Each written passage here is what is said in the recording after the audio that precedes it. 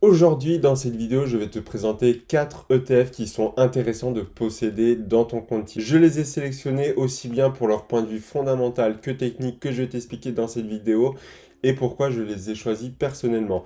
Effectivement, c'est des ETF qui me correspondent et si tu les trouves intéressants avant de les acheter bêtement, regarde bien s'ils te correspondent et s'ils correspondent à ton profil d'investisseur. C'est très important que tu saches dans quoi tu investis de ton côté. Si tu ne me connais pas, je me présente, je m'appelle Maxime Montulet, je t'aide à investir étape par étape en bourse sans que tu n'aies besoin d'un master en finance et on commence directement avec la vidéo. Donc pour ce premier ETF, j'ai choisi le Lixor World Water. Comme son nom l'indique, c'est tout simplement un ETF qui traque les entreprises qui ont un rapport avec le secteur de l'eau.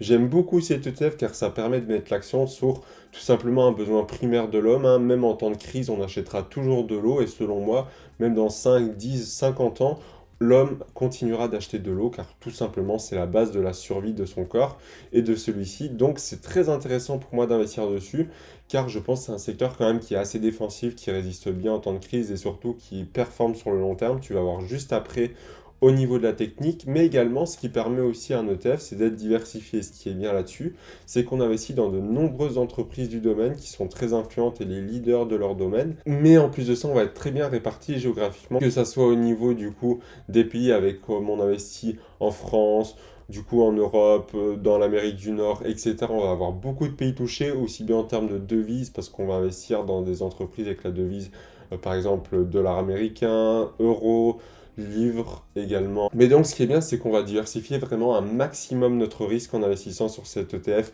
Si tu vas investir sur l'eau, je pense que cet ETF est très bien pour les personnes qui souhaitent ajouter un peu plus de défensive dans leurs investissements et d'un peu varier les secteurs dans lesquels ils investissent parce que en général l'eau est sous-représentée dans les ETF qu'on a tendance à acheter. C'est peut-être pas forcément tout le cas, mais moi c'était mon cas avant que je l'achète. Et maintenant on va passer aussi à sa partie technique. Donc on voit que c'est un ETF qui performe de 79% sur les 5 dernières années.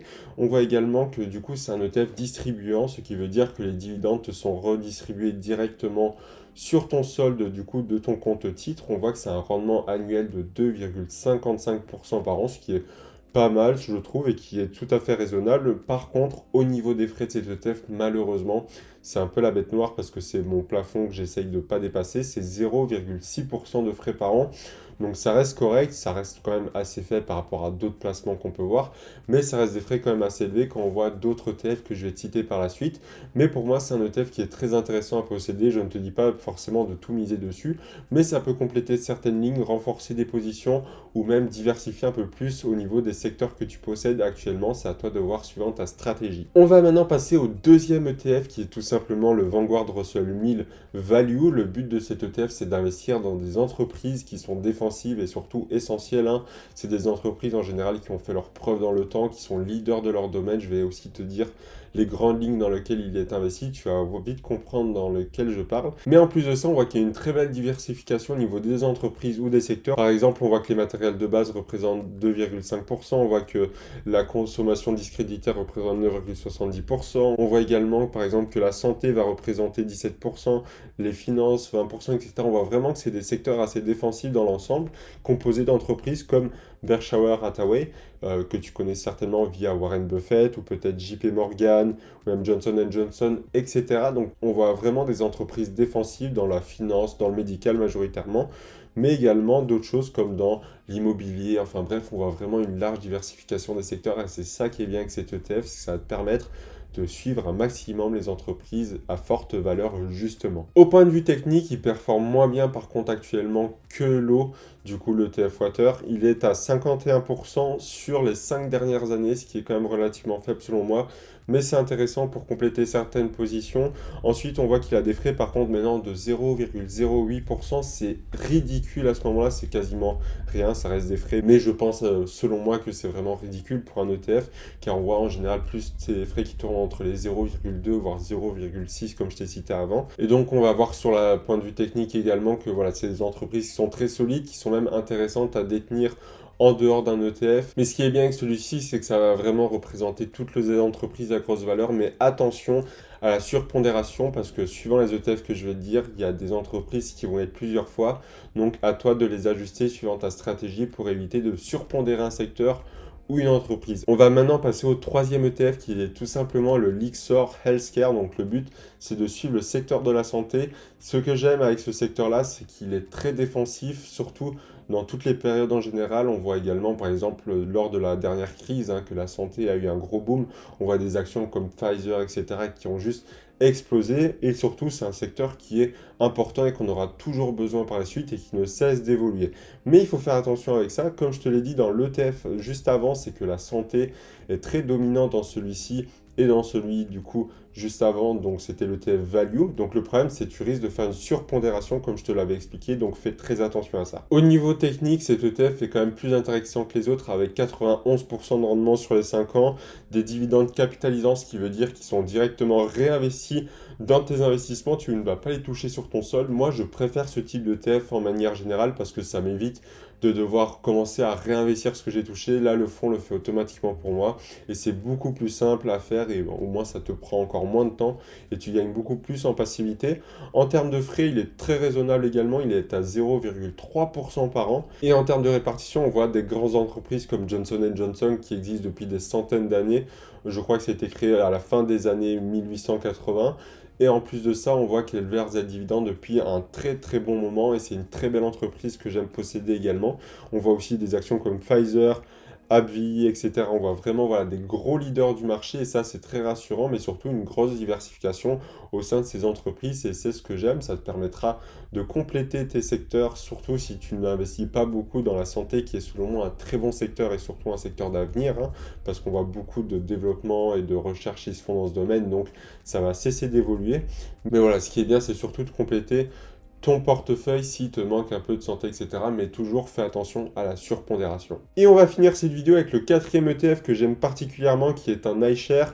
C'est tout simplement un momentum. Donc, qu'est-ce que c'est que le momentum? Le but, c'est tout simplement de suivre des entreprises qui ont une tendance de cours à la hausse. Donc, par exemple, en fait, une entreprise qui aurait performé pendant 10 ans positivement, on va estimer qu'il y a de fortes chances que pendant les 10 prochaines années, cette entreprise va continuer de performer. C'est un peu comme l'exemple de l'entreprise qui existe depuis 100 ans. Il y a beaucoup plus de chances qu'elle existe encore 100 ans qu'elle s'écroule dans les 100 prochaines années. Et effectivement, ce n'est que de la théorie et rien n'est prouvé car on n'a pas de boule de cristal.